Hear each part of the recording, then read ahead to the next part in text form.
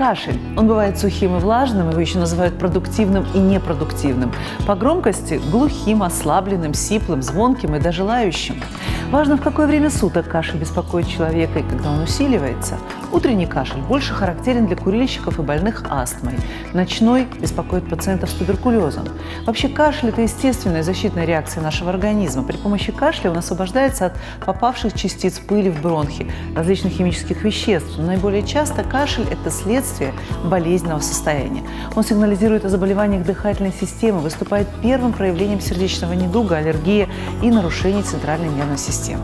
Как же правильно кашель лечить? Вообще, что такое кашель? Как к нему верно относиться? Об этом будем говорить сегодня. В студии у нас Елена Поступаева, врач-аллерголог, иммунолог. Елена Геннадьевна, здравствуйте. Здравствуйте. Ну вот я уже много про кашель рассказала, чисто теоретически, а вот с практической целью. Вообще, кашель – это же, можно сказать, что кашель – это симптом или кашель – это как заболевание? Нет, вот кашель – это симптом. И ошибка пациентов, которые пытаются по интернету самостоятельно зайти в аптеку и попросить мне бы что-нибудь от кашля. Да, провизор спросит, у вас он сухой или влажный, предложит те или иные лекарственные препараты.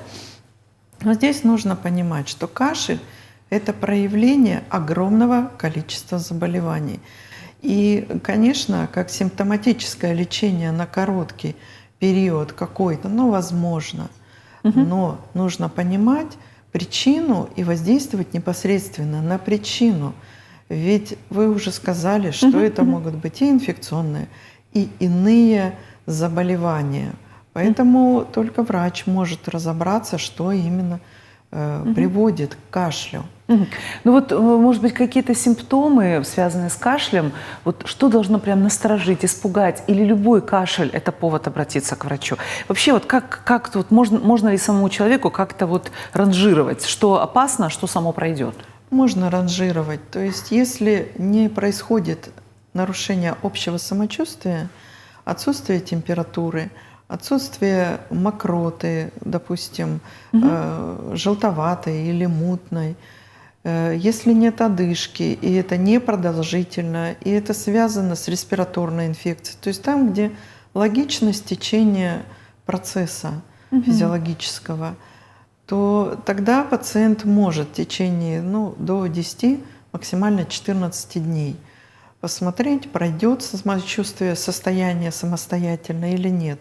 А если это затягивается уже на более продолжительный период, если это имеет какую-то периодичность в течение суток, если идет отхождение мокроты, особенно если это мокрота с прожилками крови, гнойная мокрота, обязательно нужно обращаться к врачу. И как мы уже говорили, здесь очень много причин для кашля. Это могут быть инфекционные, поствирусные различные ситуации, это могут быть бактериальные ситуации, это может быть туберкулез, это могут быть заболевания лор-органов, которые сопровождаются так называемым постназальным затеком, когда выработка слизи в лор-органах затекает по задней стенке глотки, раздражает рецепторы, вызывает кашель. Это могут быть заболевания пищеварительной системы. Вот это вообще прям такая отдельная тема, да, что мы часто связываем с органами дыхания. Это особенно отдельная тема для пациентов повышенного веса, когда они любят спать на животе после того, как постно поужинали, и вот эта ситуация приводит к расслаблению сфинктера между желудком и пищеводом, и идет затекание кислого желудочного содержимого. Это могут быть очень высокие рефлюксы, вплоть до маляров, то есть это зубы. И это может сопровождаться кашлем. Кроме этого, нужно говорить и о медикаментозных проблемах, то есть о побочных эффектах лекарственных препаратов, особенно ингибиторов ангиотензин предотвращающего фермента, ингибитора АПФ. Допустим, тот же каптоприл, мы можем его назвать. Это препараты первого поколения, и при длительном приеме кашель – это одно из таких наиболее часто встречающихся побочных эффектов. Поэтому разобраться в причинах кашля, уж мы не говорим о непосредственных заболеваниях легких. Если курильщики – это вопросы хобл, молодые люди и детки, особенно в сочетании с аллергическими компонентами, это формирование бронхиальной астмы. Это люди молодого возраста, особенно женщины, находящиеся в хроническом стрессе. Их хронический стресс часто имеет центральный генез, и здесь кашель центрального генеза, так называемый психогенный кашель, сухой вплоть до рвоты. Разобраться может только врач. Он назначает те или иные обследования, как правило, это всегда флюорография, а потом для того, чтобы определиться, имеет значение легкие, то есть есть ли признаки обструкции дыхательных путей, это спирография с пробами, с бронхолитиком. То есть это назначение врачебное. Поэтому если у вас кашель более чем 2-недельной давности, необходимо обратиться к врачу. Ну, флюорографию можно сделать самостоятельно, без направления, и уже с результатом вы ускорите процесс постановки диагноза у врача. У нас есть вопросы от зрителей, и, насколько я знаю, это такие наиболее часто задающие вопросы о кашле. Давайте их послушаем и на них ответим. Здравствуйте. Скажите, пожалуйста, бывает ли аллергический кашель, и чем он отличается от обычного? Да, мы уже затронули дифференциальную диагностику бронхиальной астмы, хроническая обструктивная болезнь легких, бронхита, трахеита. Так вот, аллергические, да, действительно, если у пациента есть признаки атопии, то есть он реагирует на аэрополлютанты, аэроаллергены, это бытовая пыль, эпидермис животных, пыльца растений, это споры простейших грибов. Вот аллергический кашель отличается тем, что он имеет определенную эпизодичность. Если пыльца – это тот или иной месяц лета. Если домашняя пыль – это связь с уборкой или контактом с пылью. Эпидермальный – это контакт с животными. И здесь, конечно, этот кашель, он может сопровождаться, он несколько отличается от инфекционного. Он более такой сухой, иногда он сопровождается свистами в груди, иногда он сопровождается выделением водянистого отделяемого, чиханием, зудом в носу, в глазах. И это позволяет все-таки сузить диагностический поиск. Есть еще вопрос, давайте послушаем его. Скажите, пожалуйста, а это нормально, когда после вирусной инфекции кашель долго не проходит?